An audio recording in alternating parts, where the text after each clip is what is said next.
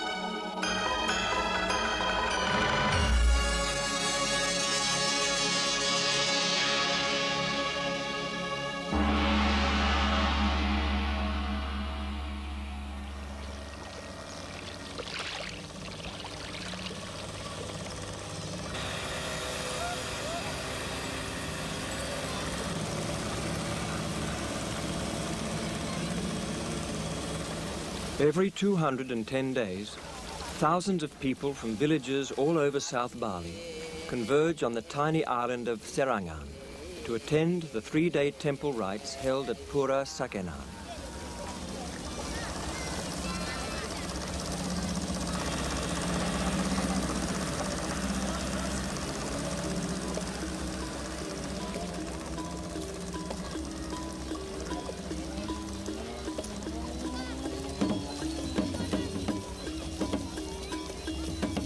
Golden carriages containing images of visiting deities from temples on the mainland are being carried across the tidal flats.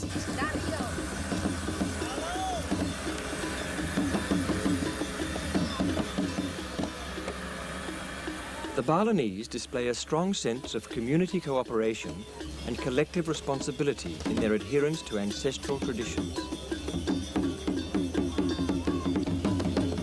In no sphere of life is this more apparent than in the regularity of their attendance at rites held in the numerous temples with which each person has affiliations.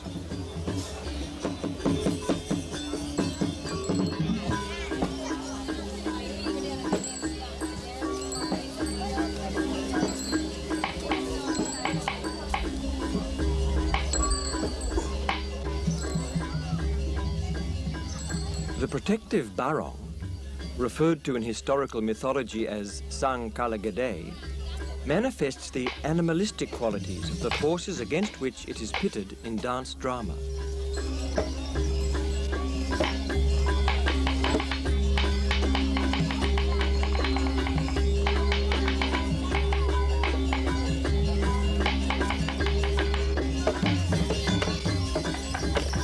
The more human, witch-like Rangda, referred to by the Balinese as Ratu Ayu, manifests the power of demonic forces over which she has supreme control. Legend has it that 3 high Hindu gods descended to earth to mediate with Durga, represented by the Rangda, who was decimating the population through the diseases she was creating. In order to urge Durga to return to her benign form, the gods contrived a dance.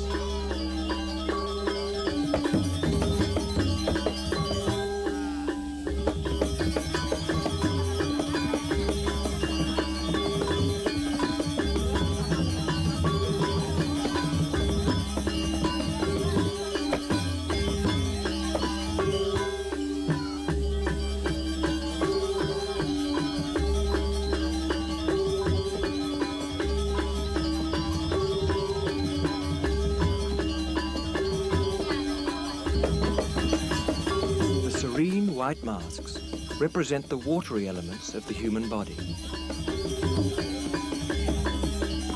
In dance, the watery elements unite with the fiery elements represented by the red mask to restore a life-preserving balance.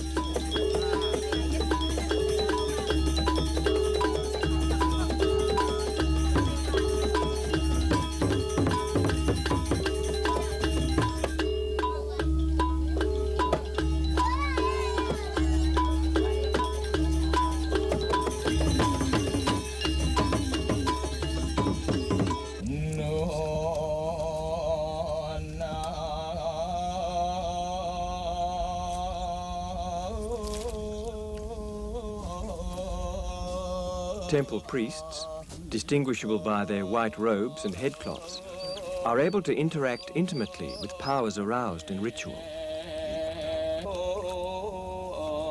All temple rites must include a sacrifice of a white duck to Varuna, the god of the sea.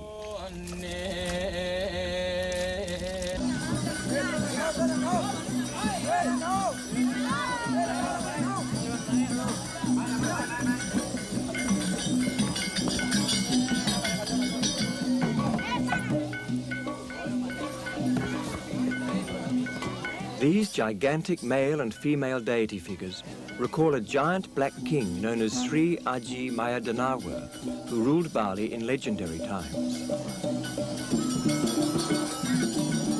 Mayadanawa was so enamored of the Chinese princess whom he took to wife that he neglected temples and prescribed rituals.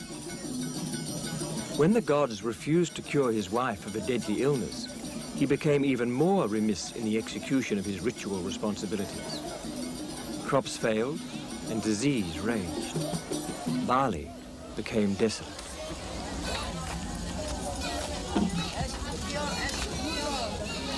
Temple festivals are social as well as religious events. Outside the temple enclosure, stalls sell drinks, toys and trinkets. Those who stay over the 3 days secure makeshift sleeping arrangements for themselves.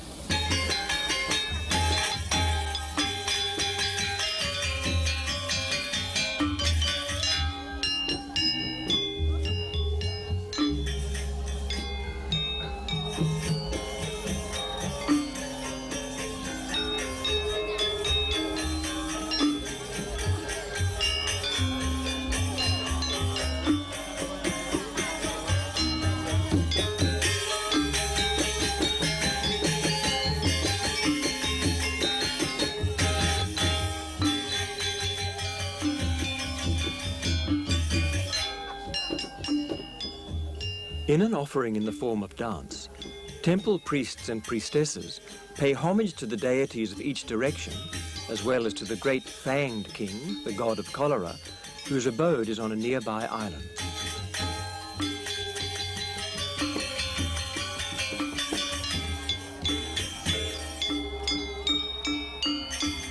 In the early hours of the morning, trance communication with deities occurs. Through techniques of contemplation and meditation, these priests prepare themselves to become vehicles for temple deities. Smoke from burning aromatic woods, incense and chanting entice deities to descend into the human realm in order to instruct the community on measures necessary for its continuing well-being.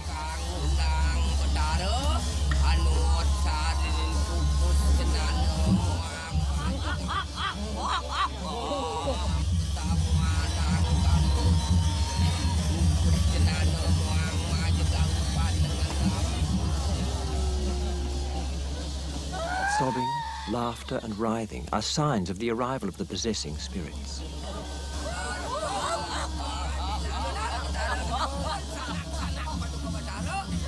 Priests mediate with the visiting spirit, pleading, urging and even arguing to secure benefits for the community. Deities themselves sometimes request new shrines or express dissatisfaction with offerings recently presented to them.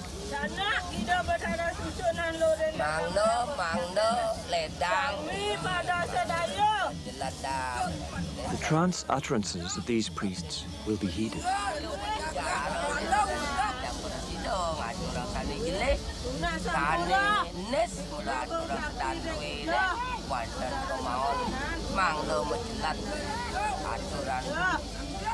Gods of the Hindu pantheon do not actively participate in trance rites.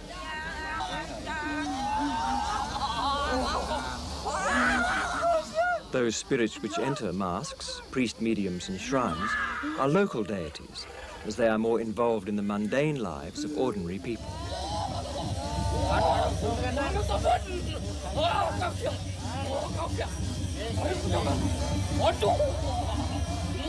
Twin themes of horror and hilarity characteristic of community rites, combine dramatic and playful strategies for dealing with powers of uncertain dispositions.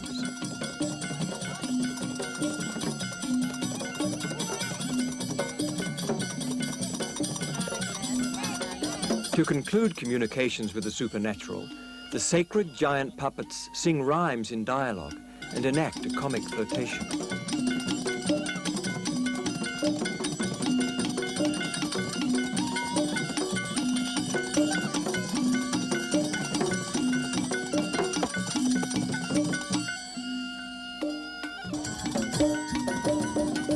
Community rites display a kind of mystical pragmatism. They are not directed to reward or to avoid punishment in the hereafter. Expectations are more immediate. The metaphysical is a fundamental fact of everyday life.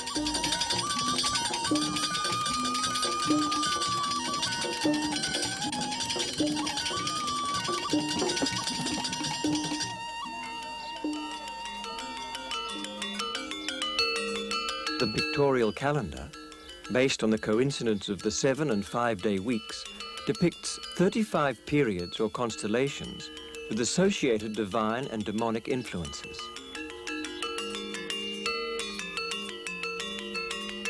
6 such 35-day periods form the 210-day calendar.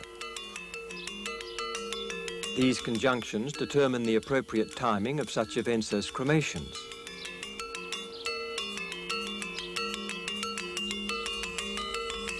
The lotus throne in the northeast of every temple space symbolizes Surya Siwa, who sits in the center of a lotus surrounded by the deities of the 8 directions.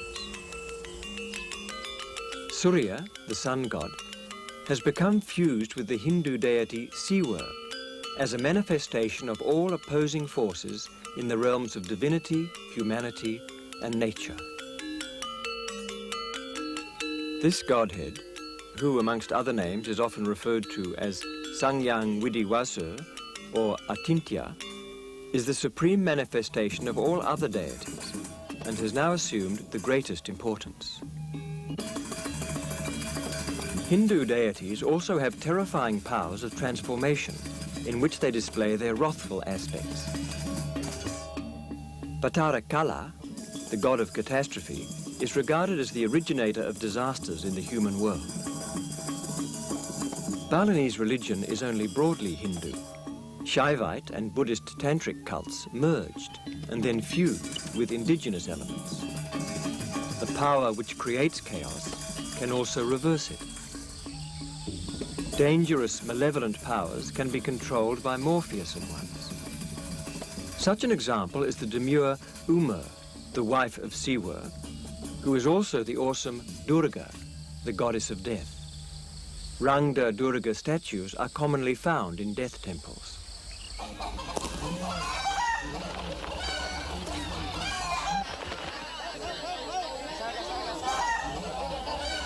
Cockfighting plays an important function in Balinese religion. The sacrifice of the blood of a cock outside a temple gate is an appeasement to demons who might interfere with the sacred rites inside the temple. The anthropologist Margaret Mead and her husband Gregory Bateson, who researched in Bali during the 1930s, were the first to observe the intimacy and deep psychological identification of Balinese men with their cocks. The pun exists in Balinese language as it does in English. At a fight, all men, princes and commoners, become equal.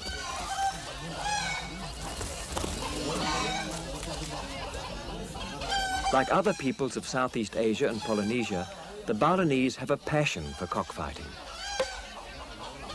It was a pastime in which huge sums of money could change hands. When gambling was declared illegal in 1981 by the nationalist government, secular cockfighting became a prohibited activity.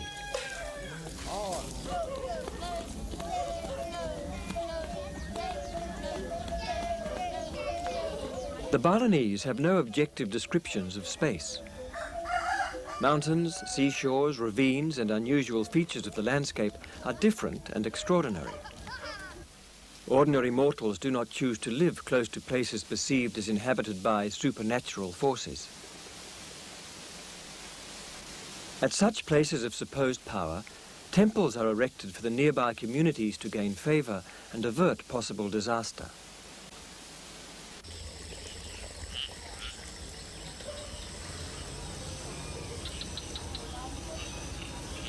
The Galungan Kuningan religious holiday period, that continues over 10 days, occurs, like many other rites, every 210 days.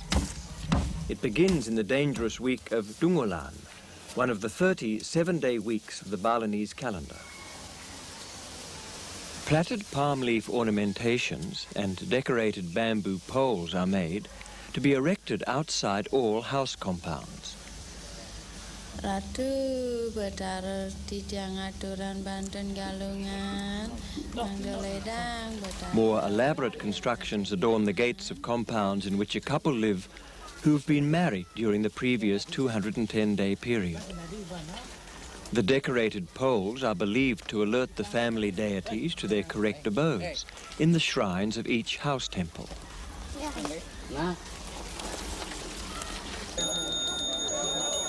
During these religious days, the ancestral deities of all families are honored.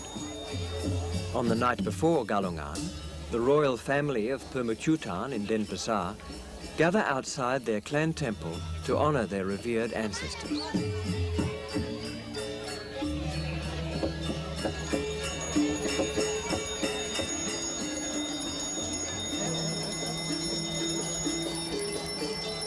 The warrior dance commemorates the fight to the death of members of this family in the 1906 Puputan against Dutch invading forces.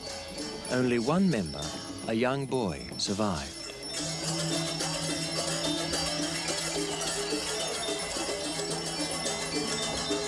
In a pact designed to bring an end to the chaos the Dutch were bringing into their world, the Balinese stabbed themselves and each other while throwing offerings, usually presented to demons, at the bewildered Dutch troops, beseeching them to hasten the disintegration.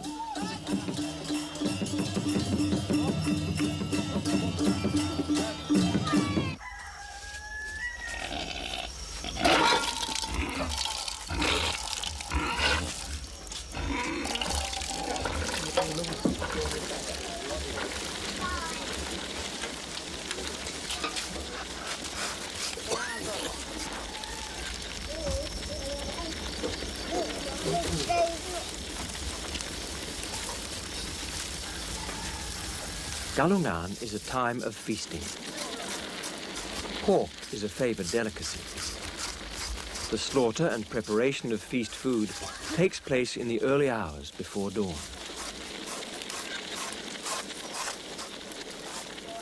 The preparation and display of food is conspicuous, but not its consumption. The Balinese prefer to eat alone and in silence. Throughout Galungan, priests are in attendance at their temples.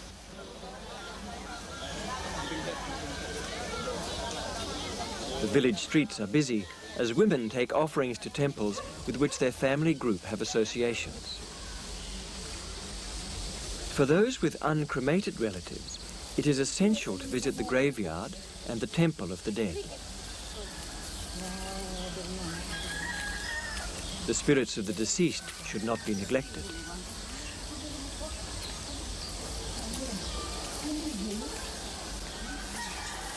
Temple priests understand and know how to intercede with the vast array of supernaturals perceived to have an unbounded influence on human welfare.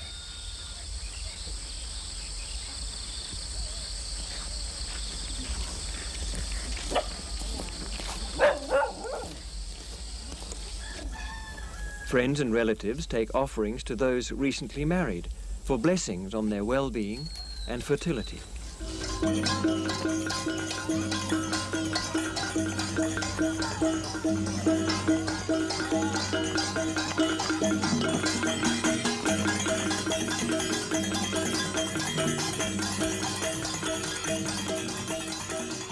Throughout Galungan, protective barong masks are paraded around village boundaries and from gate to gate to secure the safety of man's living space.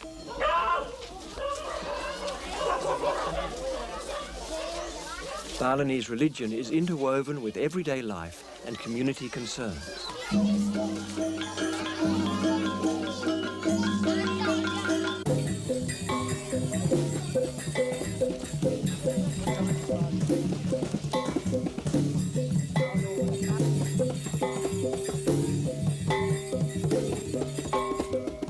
Even children become involved with adult concerns. They parade their own barong to the great enjoyment of their equally youthful audience.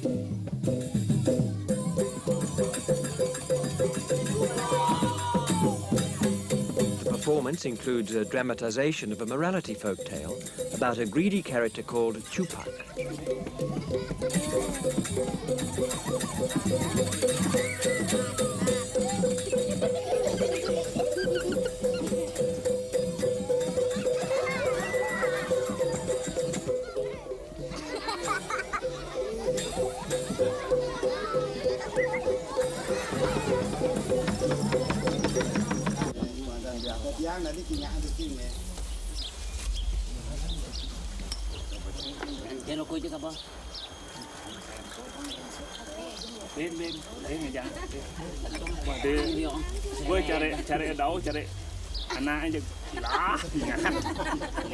Galungan is a time when all work ceases in offices and rice fields.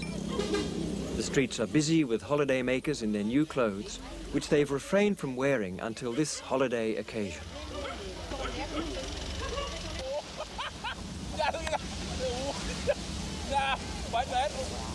Some Balinese use the holiday to indulge their passion for kite flying.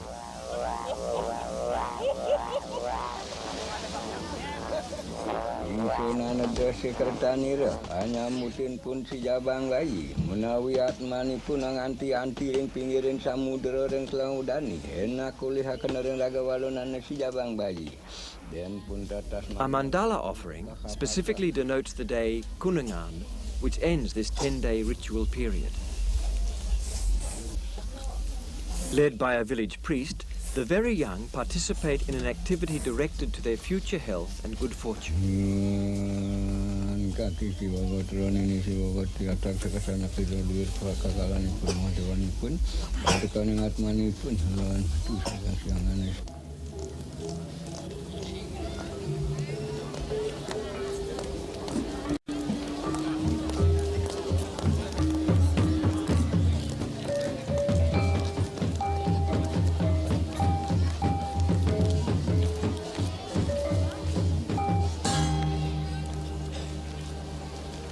One of the most dramatic trance possession spectacles known to outsiders is Pangre Bongan, which is held in Denpasar every 210 days. Even by Balinese ceremonial standards, this drama is somewhat unique. Throughout the morning, golden images and ornaments of local and ancestral deities, Rangda masks and barong from neighboring communities arrive at the temple. Professional mask wearers are adept in trance mediumship.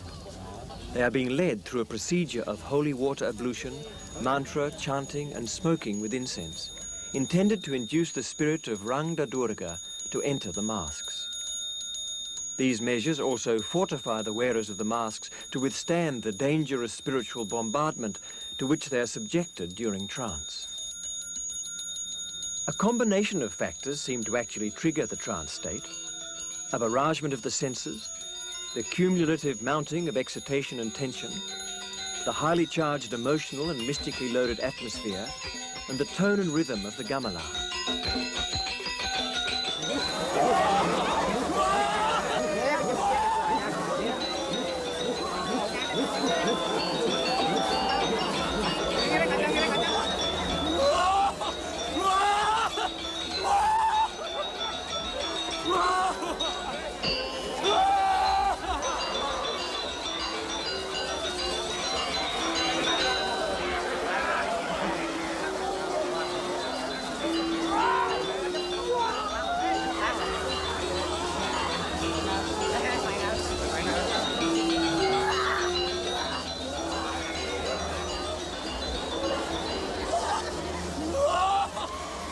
possessed are perceived to be entered by miscellaneous spirits of lowly status called Bhutakala.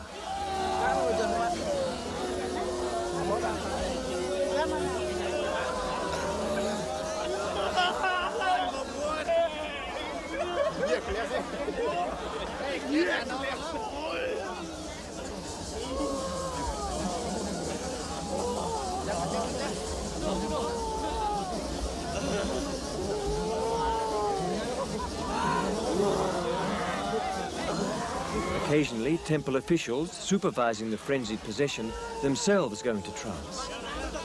They recover in a short while, usually after holy water is sprinkled over them.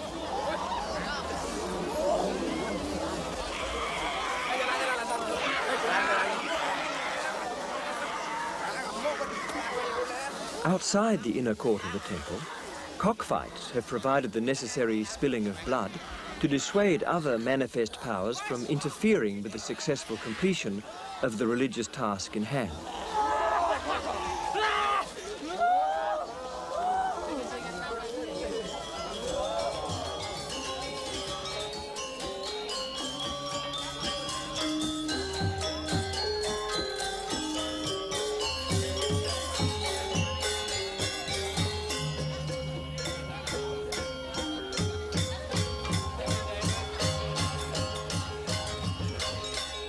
Priests and priestesses enact a sacred dance.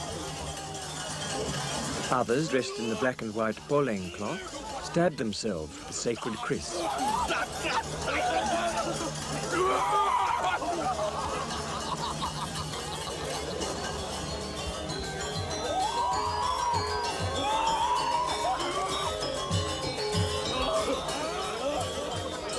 There are no known written references to this rite.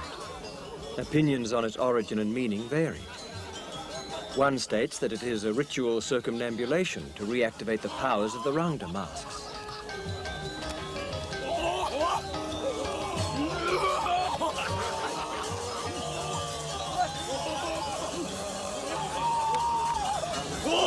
Given the Balinese tendency to dramatize tragic events and transform them into mass exorcisms aimed to prevent their recurrence, the rite could also be a reenactment of some ancient tragedy, a natural or military disaster. The shields, clubs and spiked maces are symbolic weapons of destruction. In this final phase, offerings of appeasement are being scattered in order to avert other catastrophic events.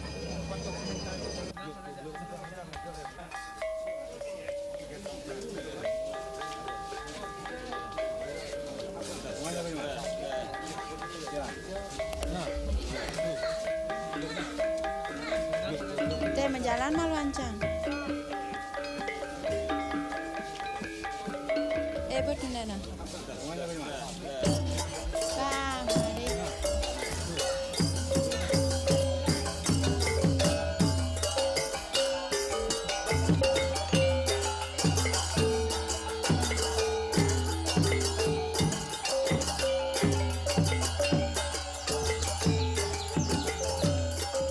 Balinese dance is not derived from Indian dance. It is also strikingly different from other forms of dance from Southeast Asia.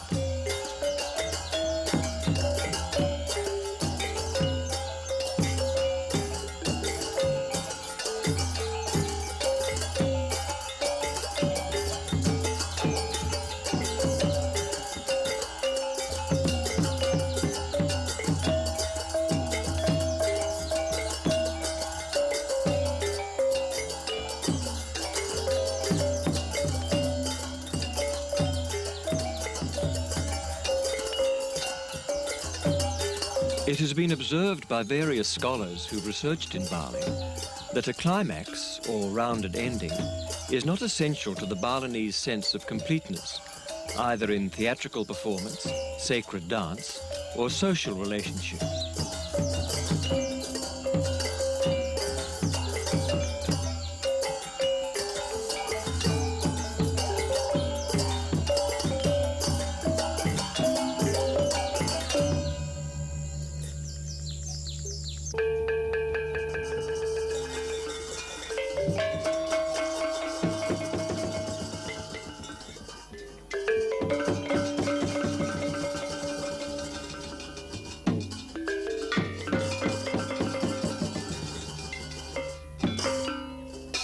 Sacred dances are acts of magic and forms of offering. Thus, they are enacted in ritual space, where dancers become vessels of descending deities.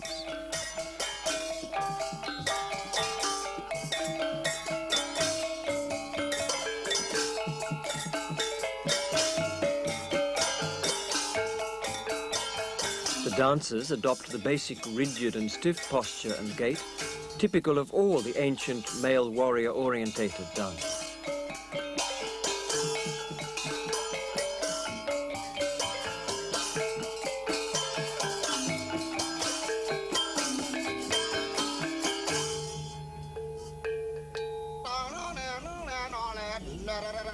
In this trance exorcism, the dancers are grasping sticks to which puppets are tied. These are being vibrated, causing the girls' arms to tremble.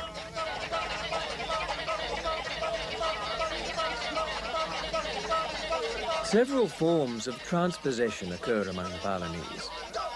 In exorcisms, popularly known as sangyang, the entranced dancer becomes transformed into a spirit.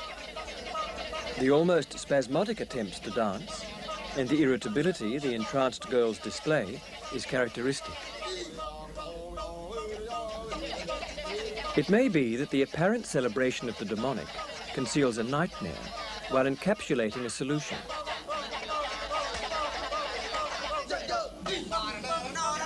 The Balinese externalize their fears concerning tragic events, expressing them in grotesque forms, while contradicting them with the graceful aesthetics of their rituals. This film was shot in the 1930s by Gregory Bateson and Margaret Mead, whose interest in trance possession stemmed from their investigations of the cultural influences of schizophrenia.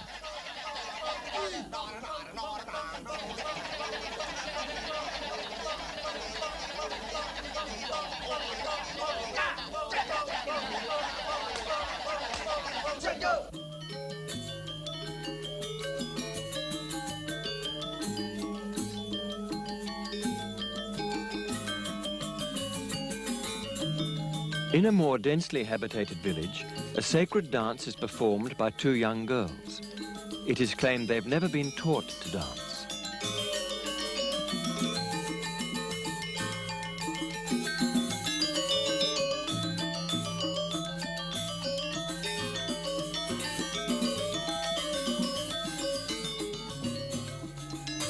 Three pairs of different colored masks are used in this sacred performance, during which the two young girls danced without a break for 5 hours.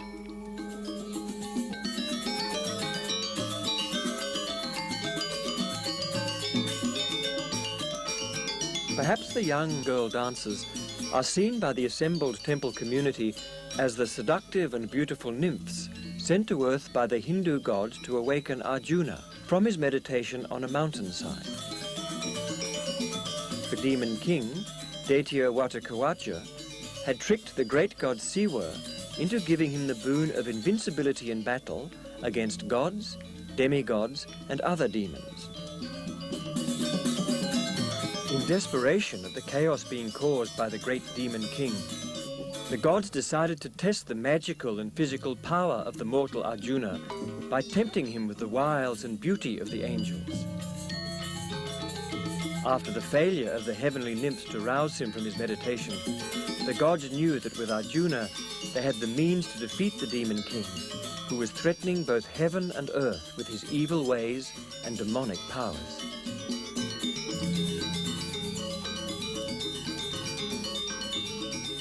Not surprisingly, the nymphs from heaven swooned at their first sight of the handsome warrior.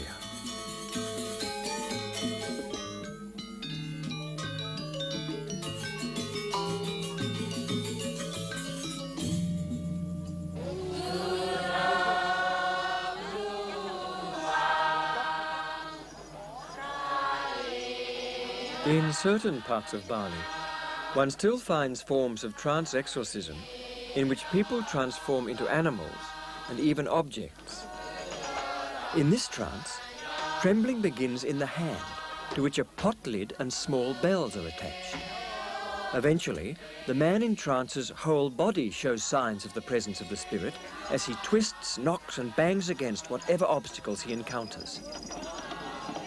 These are spirit-raising seances in which unseen spirits responsible for diseases are being identified and exorcised. They are being invited to reveal their presence through the movements of the dancer, then ridiculed and dismissed.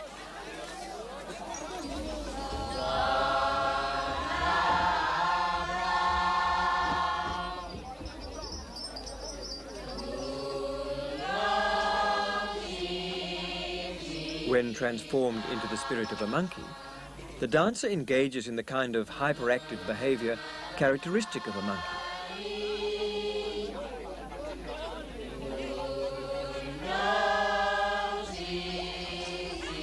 At the end of the dance, the spirit will be asked to go home.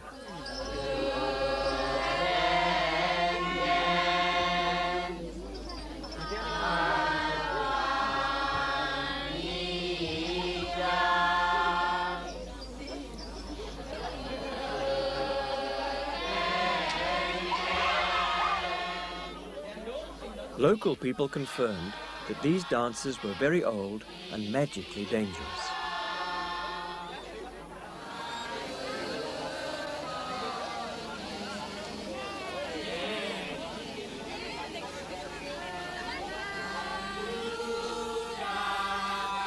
The song chanted during the Spirit of the Ghost trance invokes a spirit from Balinese medical mythology who haunts graveyards and rivers. This spirit is associated with diseases of early infancy. The figure painted on the man's back is similar to that used in early life rites as a changeling to distract evil spirits from an infant.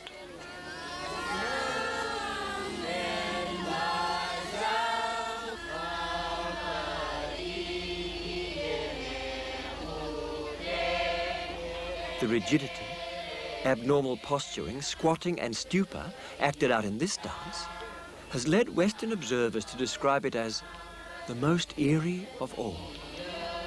In these trances, eyes are in a fixed stare and lips are pursed. The dancers simulate fury, fainting, derangement and finally fall to the ground in a fit.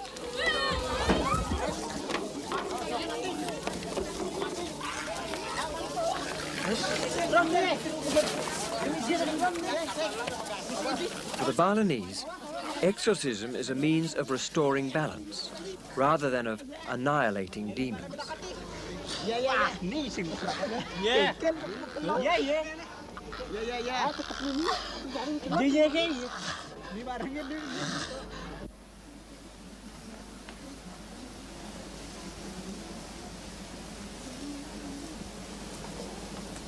High priests undergo rigorous training and practice meditation over many years before earning the right to officiate at cremations of the highborn and at important temple occasions. Every high priest, such as this one of Tantric Buddhist persuasion, performs a personal rite each morning.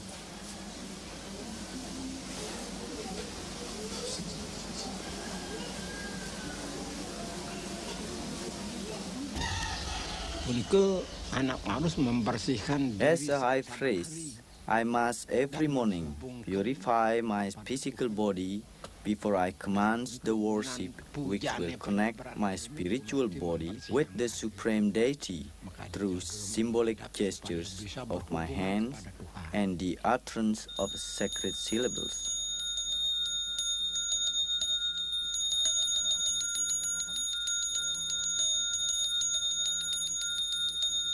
He holds a bajra, or thunderbolt. This sacred emblem is peculiar to Buddhist priests. It gives some indication of the influence Tantric Buddhism has had on Balinese religion.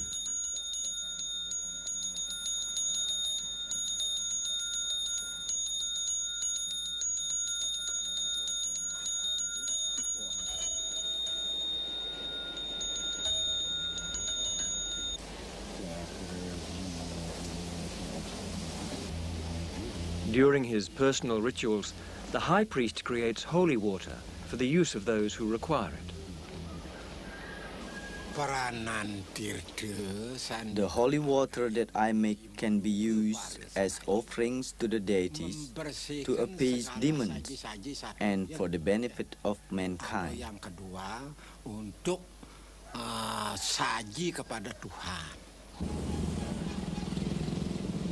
Throughout Bali, the last month of the lunar year is marked by a 4-day rite, directed primarily to potentially destructive Bhutakala, the personified forces associated with the elements fire, water, air, wind and ether.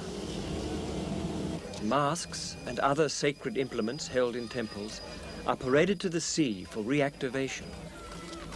Elaborate offerings, including ornamental structures fashioned from the skins, offal and entrails of animals, are placed at village crossroads and boundaries, graveyards, temples, the seaside, and at entrances to individual house yards.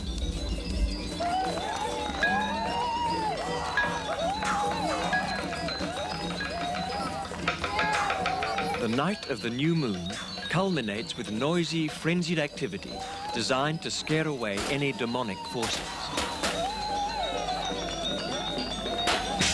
This is followed by Nyepi, the day of absolute silence, during which all activity is suspended.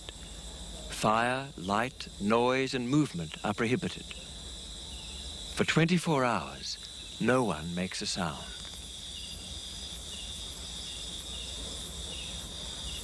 Nyepi may be interpreted as an elaborate subterfuge designed to trick harmful demons into thinking that their human hosts no longer exist. Alternatively, the absolute stillness contrives a contrast with the frenetic rites of the previous day and is intended to restore the balance conducive to human well-being.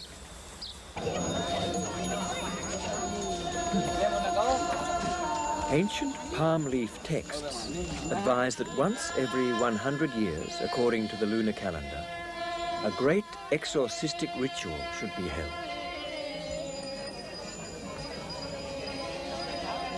Obviously, for a once-a-100-year ritual, the rite should be 100 times greater than that performed every year on the day before Nyepi at the crossroads of every village and town, and 10 times greater than that for the rite held every 10 years at Pura Besake. An unsuccessful attempt to hold the complex and demanding rite was made in 1963. During the preparations, Gunung Agung, the volcano on whose slopes the state temple of Besake is sited, began to smoke. Then, during the festival, it exploded, pouring molten lava over a great deal of East Bali. It brought devastation and death to many. Naturally, the people of Bali saw this disruption as a sign of divine displeasure. It was a remarkable and eerie coincidence. With some trepidation, after the previous debacle, it was decided, 16 years later, to again attempt to fulfill the prescriptions regarding an Ekadasa Rudra. During March 1979, an Ekadasa Rudra was successfully completed with the full participation of all the people of Bali and without any untoward happenings.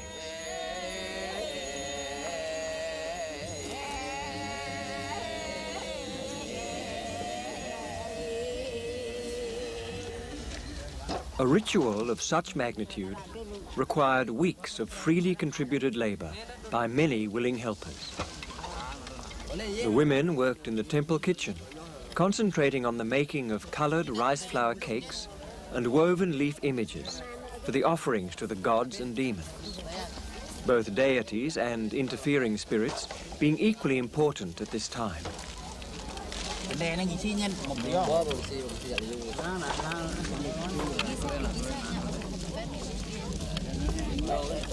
The men concerned themselves with the tall, temporary shrines.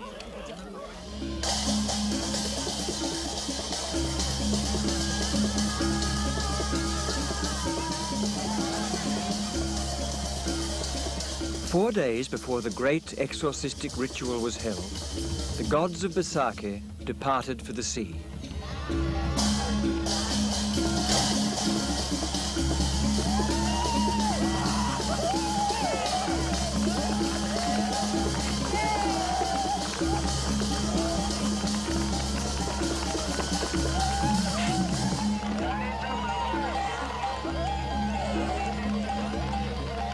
procession grew larger at each village.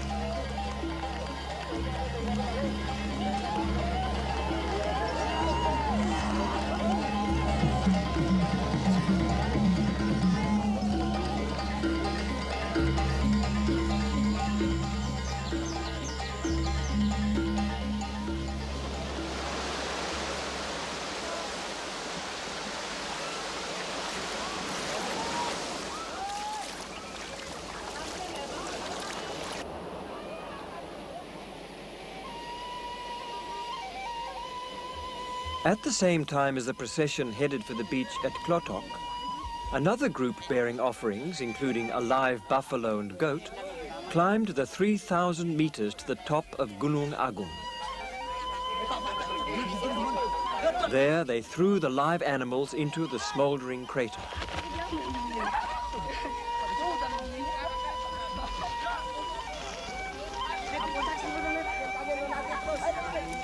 The purpose of these live sacrifices was to request of the Supreme Deity that the oceans, lakes, earth, mountains and heavens would be pure, and so bring prosperity and harmony to the world.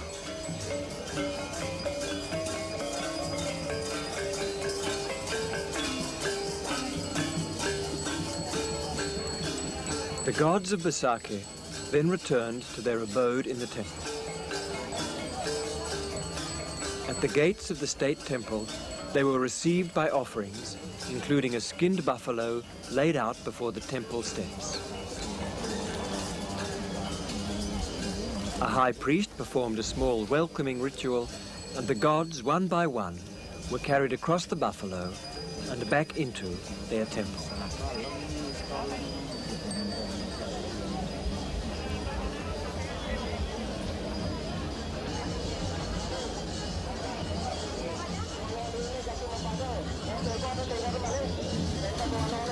Animals sacrificed to appease the demons were first consecrated inside the temple of Besake, assuring them of a better reincarnation.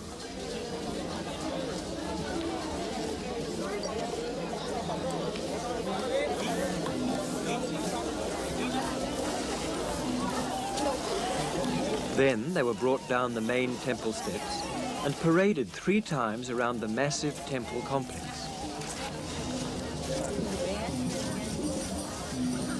Included among the animals were an eagle, a crocodile, 40 buffalo, a kitten, a turtle, and a horse.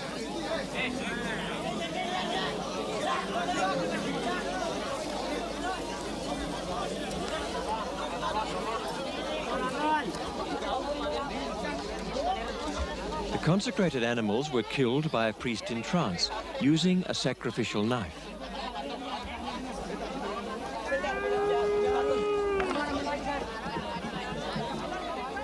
The carcasses were placed in their correct positions on the cosmological compass, according to kind and color, so that the great exorcism of the 20th century could begin.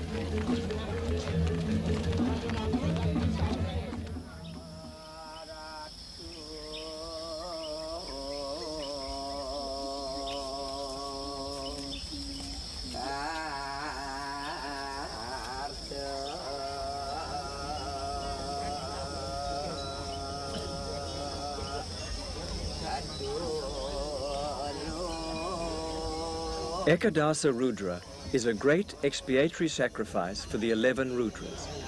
That is, the 11 terrifying aspects of Siwa, the destroyer. Worship is directed toward the powers of the 11 directions of space. The 4 cardinal points, half points, center, zenith, and nadia.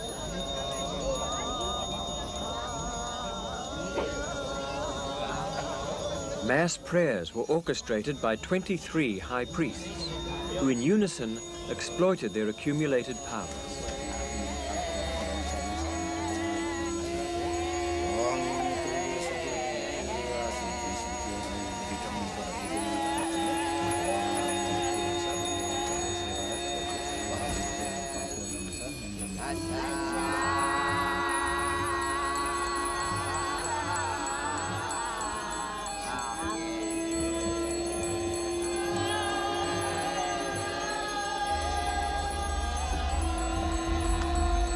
This was the climax of the great Ekadasa Rudra rite, intended to return harmony between the negative and positive forces within the world of nature and the human realm by releasing them of virulence.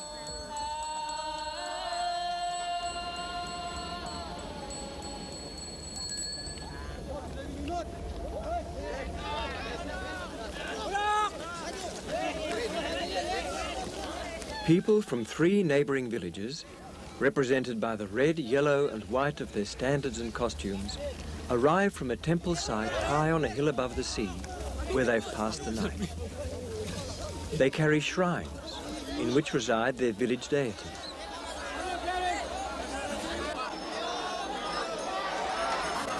Members of the communities gather to symbolically reenact the trials undergone by founding deities during their deliberations to decide in which of the 3 villages to settle.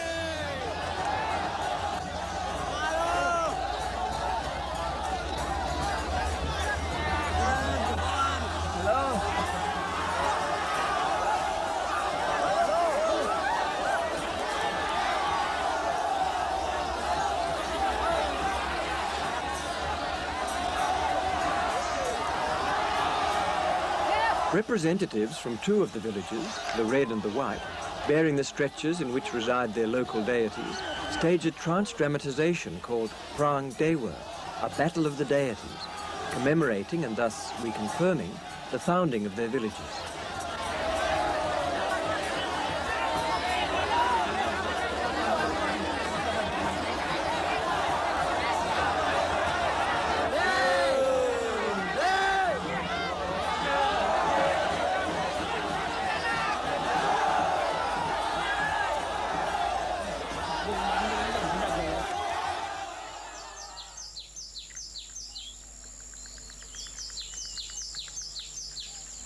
Enshrined in a temple on the top of a hill, there is a mortuary statue of a legendary royal widow witch who was given permission by Durga, the goddess of death, to spread pestilence. In death, this queen was deified and identified with Durga.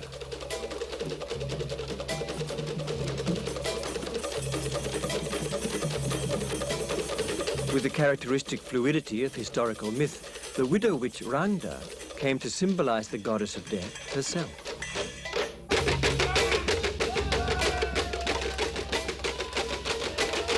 This dance drama arose at a time when a severe epidemic swept through the land, decimating the population. The drama being enacted here is based on the historical legend of horrific pestilence spread by the royal widow witch.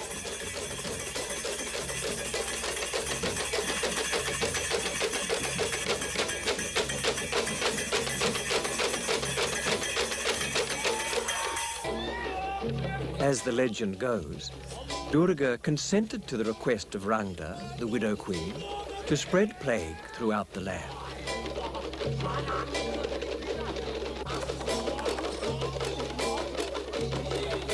Attempts by the king's ministers to subdue the magically powerful queen failed.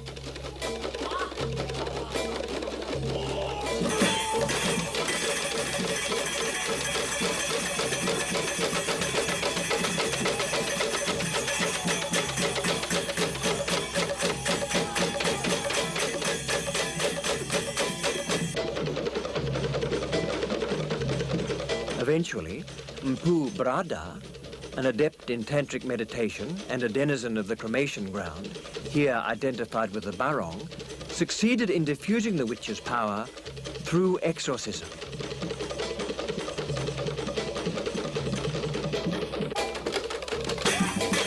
The mask's presence has aroused disease-threatening lesser demons who have entered the Chris bearers.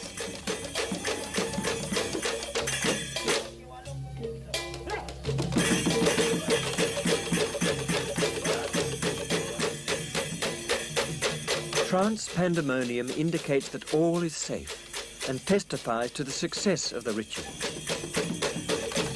Sounds not only establish contact, they can also confuse and repel dangerous spirits.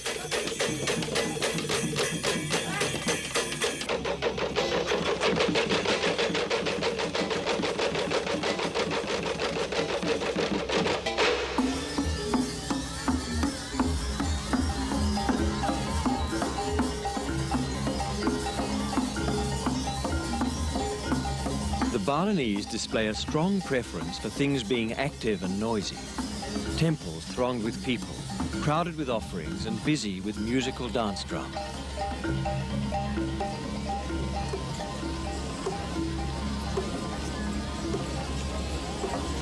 Silence is something they fear.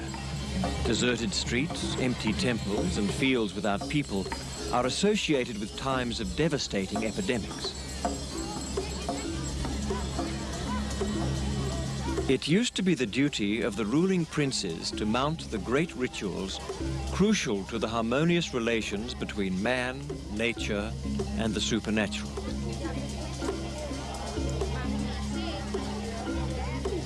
Royal patronage has lapsed, but the Balinese people still maintain their faith in elaborate community rituals as a means to balance the conflicting influences of the demons and the deities that inhabit their island.